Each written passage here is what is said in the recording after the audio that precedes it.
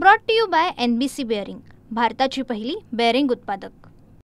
65 इमारतीपैकी अनेक इमारतींना पुन्हा एकदा पालिकेने नोटीस बजावली आहे आणि आज यामधलीच एक डोंबिवली आयरेगाव परिसरात असलेली समर्थ कॉम्प्लेक्स या इमारतीमध्ये पालिकेचा हातोडा चालणार आहे। मात्र याच इमारतीमधल्या 6व्या मजल्यावर राहणाऱ्या धनश्री कांबळे नेमकं हे घर त्यांनी कसं घेतलं होतं आणि कशा पद्धतीची पालिकेच्या नोटिसानंतर त्यांचं नेमकं आता काय करायचं या भूमिकेत आहेत आणि त्यांना मोठ्या प्रमाणात चिंता जी आहे ती सतवत आहेत।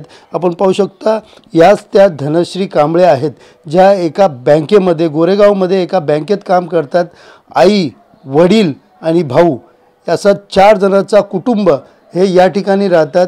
एकंदरीत पाहायला गेलं तर 26 लाखाला यांनी हा फ्लॅट घेतला होता। त्यापैकी त्यांना पगार सध्याच्या घडीला त्यांना 33,000 पगार आहेत, त्यापैकी 21,000 हा घराचा हप्ता जातो आणि नेमकं संतापाचं वातावरण आहे आणि चिंतेचं वातावरण आहे। नेमकी त्यांच्या घराची काय परिस्थिती आणि कशा परिस्थितीमध्ये त्यांनी हे घर घेतलं आहे हे जाणून घेण्यासाठी आपल्यासोबत त्या स्वतः आहेत। धनश्रीजी, आपण हे घर कधी घेतलेलं, किती रुपयाला घेतलेलं आहे आणि आता तुमच्या घरात कोण कोण राहतं आणि पालिकेच्या नोटीसनंतर काय परिस्थिती आहे? सर, मी हे घर 26 डिसेंबर 2021ला घेतलेलं आहे। तेव्हा मी 4 लाखचं डाऊन पेमेंट केलं आणि नंतर लोनची प्रोसिजर चालू केली। माझे पगार कमी 25,000च पगार असल्यामुळे मला कोणीच बँक उभा करत नव्हते। नंतर मी मार्चच्या नंतर मग मी परत लोनसाठी अप्लाय केलं, SBIकडे गेले, त्यांना खूप विनवण्या केल्या, तेव्हा जाऊन त्यांनी मला फॉर्म दिला आणि मेमध्ये मला त्यांनी सँक्शन लेटर दिलं आणि 22 लाखाचा मी लोन केला आणि रजिस्ट्रेशन करून जुलैमध्ये माझा लोन चालू झाला। 2022मध्ये मी इकडे राहायला आले। 3 वर्षापासून या खोलीमध्ये मी राहते, कधीच आम्हाला त्रास झाला नाही। आम्ही रेरा सर्टिफिकेट आणि सगळे लीगल पेपर्स पाहून चौकशी करून ॲडव्होकेटकडे CAकडे चौकशी करून मग आम्ही इथे पैसा गुंतवलेला आहे।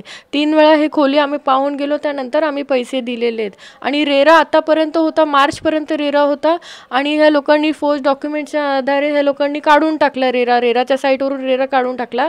आता 5 फेब्रुवारीपासून आम्हाला नोटीसवर नोटीस पडतात आहे आणि तेव्हापासून माझ्या आईवडिलांनी एवढा मोठा धक्का घेतला आहे। माझी परिस्थिती नसताना मी स्वतः माझ्या एका किडनीवरती जगते एवढा लहानपणापासून आणि तरी पण मी हा मोठा लोन उचलला आहे, कारण आम्ही खूप म्हणजे वाईट परिस्थितीतून आलेलो आहे। माझंच मला माहिती की कसं आहे, माझे आईवडील घरकाम आणि बिगारी काम करून ते राहत होते, माझं शिक्षण पाणी करून दिलं।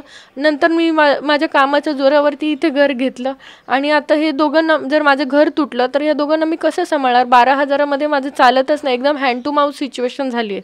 आज मी जर उधारावर सामान घेते तर पुढच्या महिन्याला देते, असं करत माझं घर चालतं आहे।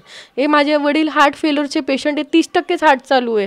2 महिन्यापूर्वी नायर हॉस्पिटलला बोलले की 30% हार्ट चालू आहे, स्वतःच्या तब्येतीची काळजी घ्यायची, धक्का बसून नाही द्यायचा, हायपर टेन्शन होऊन नाही द्यायचं। ही माझी आई स्पाईन TBची पेशंट आहे। आज तिला ज्या दिवशी नोटीस येऊन गेले त्या दिवसात 5 दिवसात आजारी होऊन स्पाईन फ्रॅक्चर तिला झालं आहे।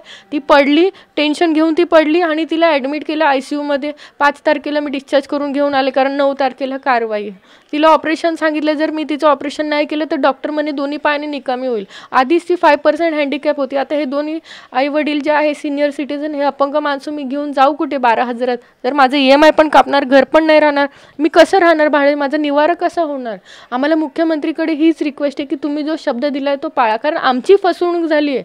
आम्ही गुन्हेगार नाही आहोत, आमची फसवणूक झाली। ज्यांनी हा गुन्हा केला आहे, बिल्डिंग तर 4 वर्ष लागतात उभे राहायला, 3 वर्षापासून आम्ही इथे राहतो, 2019 पासून ही बिल्डिंग उभी आहे। तर मग तेव्हा कुठे गेले? हे KDMC होते, रेरा होते, बँकवाल्यांनी मला कसं काय लोन दिला आणि पूर्ण लोन केला त्यांनी, म्हणजे आधी हाफ पेमेंट गेला, नंतर हाफ पेमेंट गेलं, पूर्ण 22 लाखाचं लोन गेलं। मी 26 लाखाला घर घेऊन मला पूर्ण बनवून पण नाही दिलं त्यांनी। मी स्वतः प्लास्टर केलं, बाथरूमचं भांडं बसवलं, पेंट केलं, सगळं तर मीच केलं, ग्रिल पण मीच बसवले, काहीच त्यांनी दिलेलं नव्हतं। आम्ही 5 लाखाचा एक्स्ट्रा खर्च करून कर्ज काढून 3 वर्षापासून मी ते कर्ज फेडते, अजून 5 लाख रुपये पगारातनं 2.5 5 हजार करून फेडते। 16 तासाची मी आज ड्युटी करते, तेव्हा जाऊन मी हे घर चालवते, मी कसं करणार?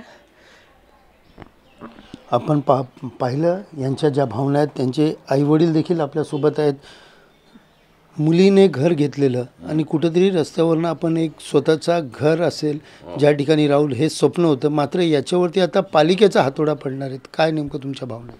आम्हाला तर टेन्शनच झालं आहे। मला तर पुन्हा अटॅक यायची परिस्थिती झाली, कारण 3 अटॅक तर येऊन गेलेत मला। काय एन्जिओग्राफी झाली, एन्जिओप्लास्ट झाला, आणि आता जर टेन्शन आलं तर नुसतं ऐकल्यानंतर हातपाय थरथर थरथर कापतात. काय करावं काही समजत नाही आम्हाला. आमची परिस्थितीच एकदम बिकट झालेली आहे. आम्ही एका टायमाला खायचे वांदे आहेत आमचे. एक टायमाला खाऊन आम्ही जगतो, पण त्याच्यात हे असं आहे ऐकल्यानंतर तर आमचं तर जगणंच मुश्किल झालं आहे. मी तर म्हणतो आता ते पेट्रोल घेणार, अंगावर ओतून आणि जाळून घेणार. दुसरा पर्याय नाही, आत्महत्या केल्याशिवाय. नाईलाज झाला आमचा आता. आम्हाला कुठं न्याय मिळत नाही, काही नाही. नुसतं धावपळ करायची आणि ह्या वयात आम्हाला ते झेपत पण नाही. हात चालताना हातपाय दुखतात, उभ्या राहायला चक्कर येते. मग कुठं जाणार आम्ही, काय करणार? दोघं नवरा बायको.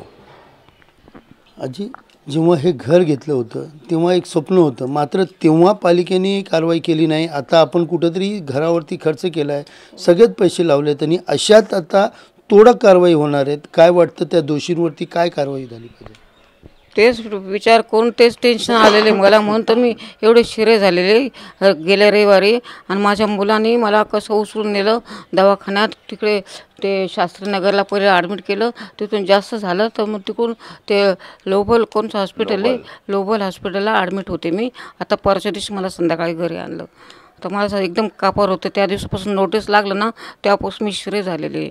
मला काहीच कळत नाही की कसं होणार, काय करणार. माझी मुली पण एक तर अशी किडनीची पेशंट आहे, तिला एका किडनीवर आहे ती. आणि तिला सारखं डोळे लाल होतात, पाय सुचतात, पूर्ण चेहरा पुरा असा इतका सुचतो का तिला काय सुधारते. आणि मी पण आजारी. मला असं वाटतं का या पोरला घेऊन मी कुठं जाऊ, काय करू. ही एवढी आजारी पोरगी, घर परपंच चालवणारी ती मुलगी. आणि ती आज आमच्या ही वेळ आली तर आम्ही काय करावं, करायचं तर काय करायचं. असं वाटतं का जीव द्यावा का आत्महत्या करावा. काय सुधरत नाही, मला तर काहीच सुधरत नाही आहे. एकंदरीत पाहिलं तर हे कांबळे कुटुंब आहे आणि आता पालिकेच्या कारवाईनंतर आम्ही करायचं काय? आत्महत्या करायची, पेट्रोलची बॉटल घेऊन आम्ही आत्महत्या करू असा इशारा देखील यांनी दिलेला आहे. मात्र ज्या पद्धतीने आपल्या आयुष्याची लढून एका किडनीवरती आपल्या आईवडिलांना सुखी ठेवण्याचं स्वप्न जिने पाहिलेलं, आज तिचं स्वप्न तिच्या डोळ्यासमोर तुटत असताना तिच्या भावना, तिच्या वेदना या संतप्त होऊन बाहेर पडत आहेत. कुठंतरी याला न्याय द्यावा आणि आमचा जो निवारा आहे, आम्हाला जिथं राहण्याची जागा आहे ती आम्हाला परत द्यावी, अशा प्रकारची मागणी आता हे कुटुंब पालिकेकडे असेल, प्रशासनाकडे असेल, मुख्यमंत्र्यांकडे असेल, या ठिकाणी करताना पाहायला मिळत आहे. कॅमेरा पर्सन गणेश रहाटेसह Sunil Jadhav, TV9 Marathi, Dombivli. Brought to you by NBC bearing, भारताची पहिली बेअरिंग उत्पादक.